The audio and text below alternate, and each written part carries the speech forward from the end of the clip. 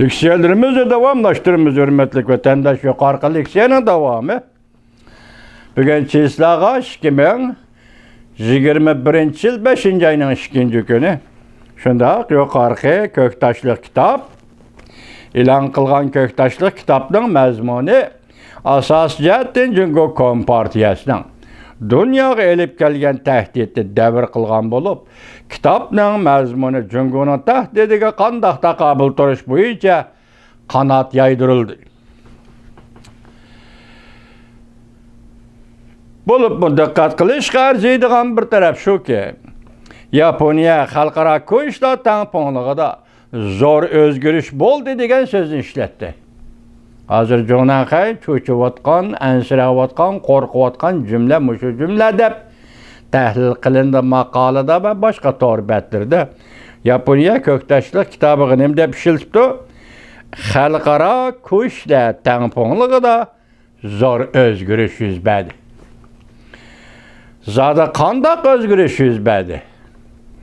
Yaponiya tep tartma Cüngö Kompartiyası təhdidini aşkarlaştığın ibaret qattiq pozitsiyadan qaraganda dünyada Cüngö Kompartiyası qarşı güçlərinin ulğayıvatqanlığını, küçüyüvatqanlığını körüp alğılı buludu.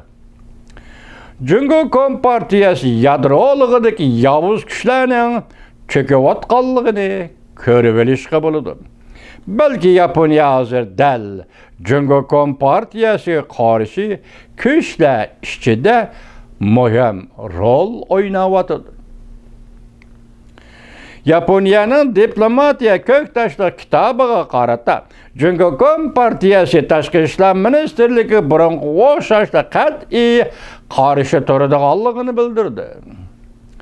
Yaponiya'nın xatoligini o'zgartib amaliy harakat orqali Cüngö Yaponiya munosabatini yaxshilashga haydakchilik qildi Cüngö diplomatlari.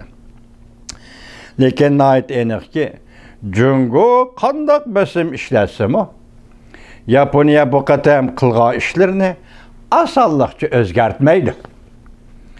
Yaponiya diplomat Köktaşlık kitabı ilan kılınıştın bir gün buran. Yani 4. ayının 26. günü Şinhuaşı. Yaponiya bütünley Amerika tarafga eğişqe cüret kılalamdı mavzuluk makale ilan kılıp.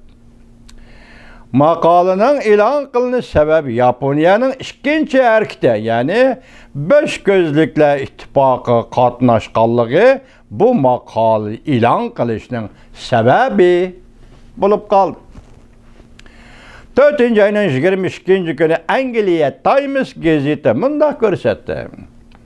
Yaponiya'nın Avustraliya turuşluq baş elçisi Yaponiya del hazır beş gözlükle ittifakıga qatnaşıdı deb ilan qildi. Ve bu ideyanın yaqin kelgusida reallik qoyilishini umid qilamiz deb ko'rsatdi. Xabarda mundaq ko'rsatildi. Ba'zi olimlarning so'zlariga asoslanganda Yaponiya istihbarat sohasida intayin iqtidorli. Agar Yaponiya beş gözlükle ittifakı a'zo bo'lib kirdigan bo'lsa, foydali to'liqlash bo'lib hisoblanadi. Chunki Yaponiya Cüngö'ga qo'shni davlatdir. Amaliyat o'tgan yil 8. ayda navbatda Yaponiya qo'g'dinish nazoratining vaziri Hei Taylan muxbirning ziyoratini qabul qilganda mundaq ko'rsatgan.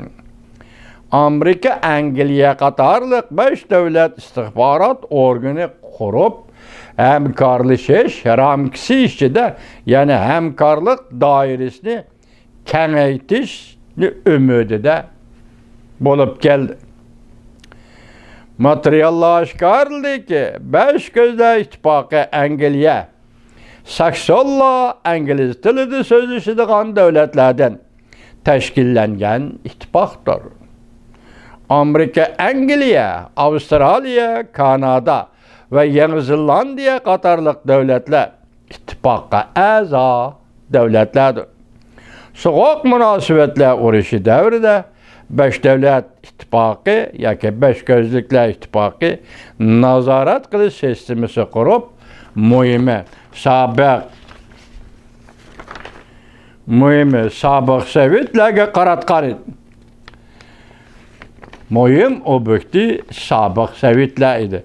Endi hozir Beş Gözlükler İttifakı nazorat qilish obyekti muhimi Jungo bo'lib qoldi. Davomini anglaysiz vatandosh.